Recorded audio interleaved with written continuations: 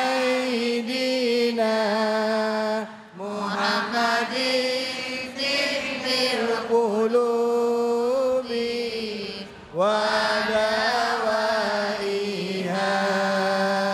wa afiyatil abadani wa sifaiha wa nuril absari wa riyaiha wa ala alihi wa sahbihi wa sallim. Sallu ala Nabi Muhammad. Alhamdulillah, alhamdulillah rabbil alamin, kita kembali lagi di program kesayangan kita Cahaya Hati Indonesia. Bu? Ya. Masih semangat? Masih. Siapa yang mau curhat? Saya. Sabar dulu. Ibu-ibu kalau udah dipancing curhat, bawaannya pengen curhat aja. Coba kita kasih kesempatan sama teman-teman yang ada di rumah atau ibu yang di rumah, bapak-bapak, rekan-rekan semuanya boleh curhat melalui sosmed. Kita lihat dulu yang udah curhat melalui sosial media, ini dia nih, silakan. Kita baca sama-sama curhatan sosmed.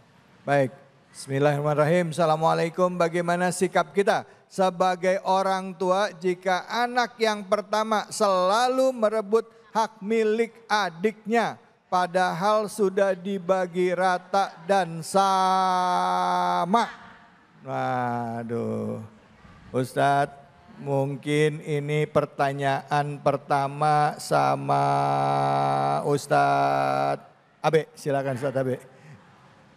Silakan Ustadz Abe. Dijawab dulu Ustadz. Baik, terima kasih. Pertanyaan yang luar biasa. Memang ini pelik ya Bu ya.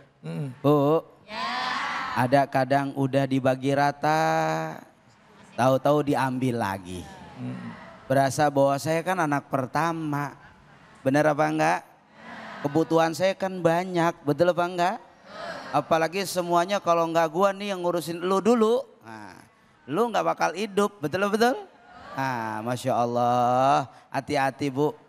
Dulu Nabi pernah ketemu sahabat namanya Nu'man bin Bashir. Siapa Bu?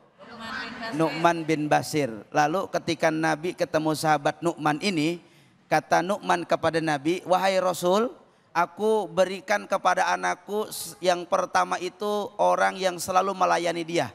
Dikasih baby sister, dikasih pelayan yang selalu ngurusin. Kata Nabi, apa engkau berlakukan itu kepada anak-anakmu yang lain? Tidak. Kalau tidak, jangan kau lakukan itu, kata Nabi. Oh, ini Nabi mengisyarahkan bahwa kita jadi orang tua harus adil. Nah, ketika orang tua sudah adil, maka anaknya pun harus sesuai dengan apa yang menjadi amanah orang tua.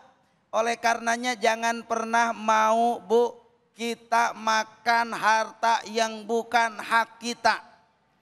Jangan pernah kita mengambil hak orang lain, apalagi adik kita, saudara kita. Mohon maaf, lantaran adik kita bodoh, nggak bisa ngapa-ngapain, dipinterin sama kakaknya, dipinterin sama yang lebih pinter.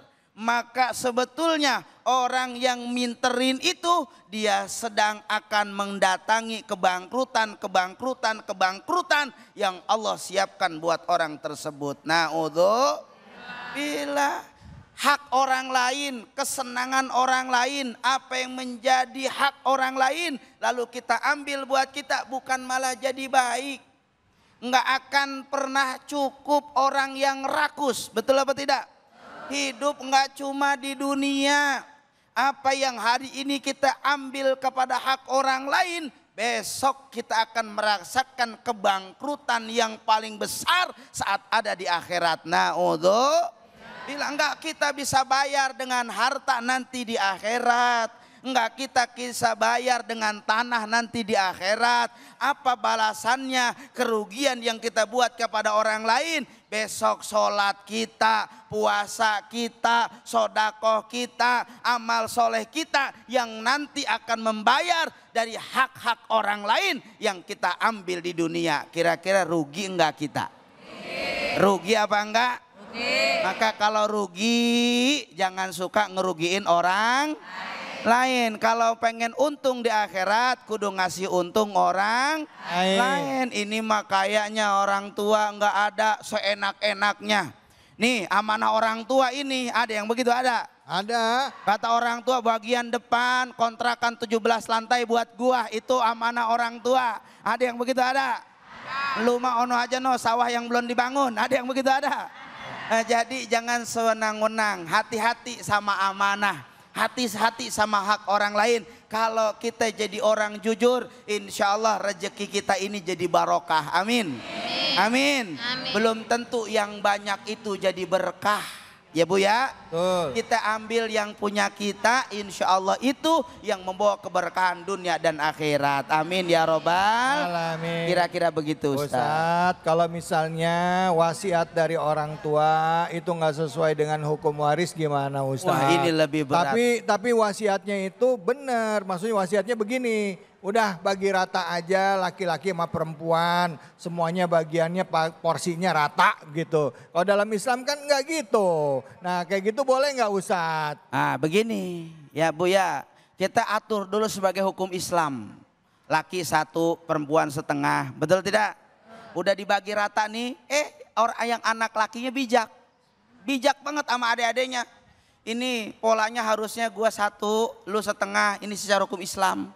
Sudah saya terima, tapi saya sebagai adik, sebagai kakak pengen bagi adik. Jadi nggak apa-apa, sudah hukum Islamnya sudah selesai. Saya sebagai kakak, saya pengen bagi rata sama adik. Cocok apa enggak begitu? Cocok. Enak apa kagak begitu? Enak. Ada enggak yang begitu? Enggak ada. Mana? Oke. Baik gitu ya Ustadz ya. Oke, baik. Bu, jelas ya Bu ya? Jelas ya Bu ya? Jangan nanya lagi. Tadi nanya Ustadz, tanyain Ustadz gitu ya. Silakan ada yang mau bertanya, silakan. Wah ini kayaknya mau curhat nih, mana? Silakan tadi. Ya, mana tadi, mana orangnya? Mana? Oh di depan, mana orangnya? Ini dia, silakan. Bismillahirrahmanirrahim. Assalamualaikum warahmatullahi wabarakatuh. Waalaikumsalam warahmatullahi wabarakatuh. Nama saya Husnul Khotimah dari Majelis Taklim Fatur Rahman dan saya ingin bertanya, dalam sebuah keluarga ada anak yang kurang diperhatikan orang tuanya karena orang itu bekerja. Bagaimana Pak Ustadz solusinya? Terima kasih. Wassalamualaikum warahmatullahi wabarakatuh. Waalaikumsalam warahmatullahi wabarakatuh. Silakan Pak Dokter. Baik. Sebelum jawab yang ini, saya ini paling kecil. Justru saya yang suka ngambil punya kakak. Mau nambahin. Oh iya. Ternyata ada pelakunya nih. Saya paling kecil nih. Ini kakak dibagi semua udah. Saya bilang kan saya paling kecil, ambil yang punya kakak. Oh iya benar. Terus kakak saya bilang ya udahlah buat adek aja gitu. Iya enak ya. Enak kalau paling kecil begitu. Enak paling bontot gitu ya. Paling bontot. Nih Bu ya, gini. Kadang-kadang kita sebagai anak itu seringkali itu baperan ya. Kita pengen perhatian dari orang tua yang sesuai dengan apa yang kita mau. Ya, padahal orang tua itu sampai saya seumur begini nggak kering-kering tuh lisan orang tua tuh berdoa terus buat kita, ya nggak? Apa itu bentuk perhatian atau bukan? Nah, jadi perhatian itu bentuknya seringkali kita pengennya ditelepon gitu. Ya kan? Kita pengennya udah makan belum? Oh, kalau itu mah lain ya. Nah, gak semua perhatian kan harus seperti itu. Kadang-kadang kitalah yang ingin, kita gak diperhatiin. Beda nih, kalau si adek tuh diperhatiin sama orang tuanya begini. Kalau yang ini, karena orang tua itu lihat. Si adek itu harus kemudian terus dicerewetin karena dia pelupa. Kalau si kakak mah sekali ngomong selesai. Artinya apakah adiknya yang diperhatiin doang? Enggak, kakaknya juga, ya enggak? Nah, hal-hal seperti ini seringkali kalau kita enggak paham, kita jadi merasa orang tua kita tuh beda-bedain perhatiannya buat kita. Ya kan? Kadang-kadang nih yang laki-laki dikasihnya lebih banyak dari yang perempuan. Kenapa? Karena yang perempuan mah juga udah ada yang ngasih lagi yang lain, suaminya lah, yang lain-lain. Misalkan ya, yang laki-laki lebih banyak kenapa? Karena pengeluarannya lebih banyak. Ternyata untuk bayar segala sesuatu yang kebutuhan untuk keluarga juga misalnya. Nah yang begini-begini karena kita nggak kemudian tabayun, klarifikasi, kita nggak paham, akhirnya kita merasa kita dibeda-bedakan. Nah ini hal-hal kecil tetapi tadi bisa menimbulkan masalah besar. Nah karenanya apa? Kalau sudah begini ya insya Allah kita mohon sama Allah bahwa kita mah minta diperhatiin sama didoain sama orang tua saja itu tuh sudah cukup perhatian dalam bentuk doa juga. Karena apa? Karena kita meminta biar Allah nanti yang mengurusi segala sesuatu yang kita butuhkan. Ya hayu ya qayyum birahmatika astagits aslih lisani kalau takilina nafsi torfatin walahila adim minan nas. Jadi kita minta Allah nih yang menghidupkan, yang mengurusi kita, yang merawat kita. Agar supaya apa? Kita diperlikan pertolongan sama Allah. Ya, sekejap mata kita nggak mau lepas dari pertolongan Allah. Nah kalau Allah itu kasih lewat orang tua, lewat saudara, lewat sahabat, lewat teman, lewat apapun. Tentu kita paham. Kita udah nggak jadi masalah lagi bahwa wah ini orang tua kurang perhatian, sahabat mah ke yang lain gitu. Enggak, karena segala sesuatunya yang kasih adalah Allah. Ya, kurang lebih gitu, kita pahamin aja. Kalau udah dipahamin semua kita kembalikan ke Allah, mudah-mudahan lebih ringan kita. Insya Allah. Oh, Masya Allah, terima kasih banyak Ustaz. Bu, jelas ya Bu ya? Insya Allah. Jadi apa yang ada di dalam Al-Quran itu hukumnya sudah jelas. Bicara keadilan panutannya sudah ada di dalam Al-Quran. Jadi kalau sudah ada perintahnya sami'na wa ata'na. Aku dengar dan aku taat. Karena Al-Quran adalah huda linnas, petunjuk bagi umat manusia. Yuk sama-sama kita istighfar. Semoga Allah bersihkan hati kita, luruskan niat kita sehingga kita dimampukan untuk bisa menjalankan kehidupan di dunia ini dengan sebaik-baiknya dan kelak diwafatkan dalam keadaan husnul khotimah. Astagfirullah.